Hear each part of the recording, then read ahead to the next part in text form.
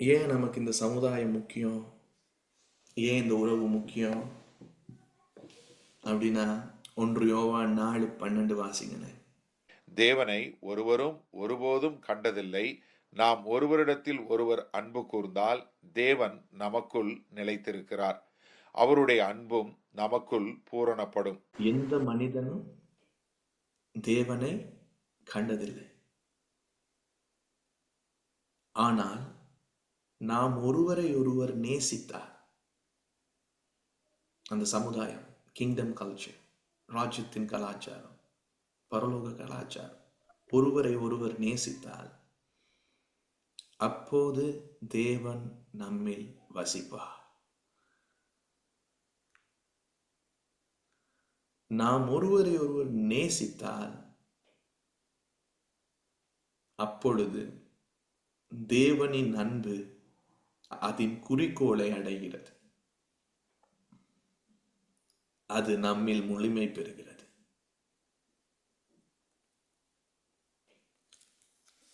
ஏன் ஒரு சமுதாயம் முக்கியம், ஏன் உறவு முக்கியம்?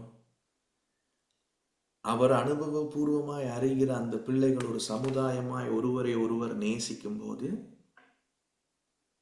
தேவனை யாருமே ஒரு நாளும் கண்டதில்லை தானே.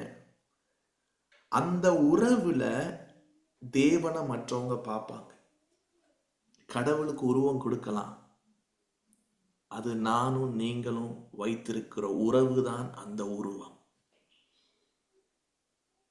அந்த வசனம் அப்படிதானே சொன்னுச்சு. தேவனை ஒரு நாளும் ஒரு காலமும் கண்டதில்லை, நாம் ஒருவரில் ஒருவர் அன்புள்ளவர்களாயிருந்தால் அங்கு அவர் இருக்காரு, அவர் வெளிப்படுறாரு. கணவன் மனைவி உறவுல கடவுள் இருக்காரு. போன கப்பல் மீட்டிங்ல பேசின, இப்ப கூட யூடியூப்ல இருக்கு, போட்டிருக்கு.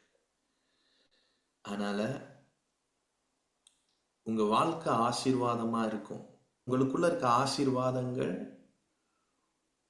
உங்களுக்கு தெரியணும்னா, அதுல நீங்க நடக்கணும்னா, உங்களுக்குன்னு ஒரு ஸ்பிரிச்சுவல் ஃபாதர் மதர் வேணும். இன்னொன்னு, உங்களுக்குன்னு ஒரு சமுதாயம் வேணும். இந்த ஆவிக்குரிய பெற்றோரையும் சமுதாயத்தையும் கண்டுபிடிக்கிறவர்கள் கடவுளை கண்டுபிடிக்கிறார்கள். ஆவிக்குரிய பெற்றோரையும் சமுதாயத்தையும் கண்டுபிடிக்கிறவர்கள் அவர்கள் எதிர்காலத்தை கண்டுபிடிக்கிறார்கள்.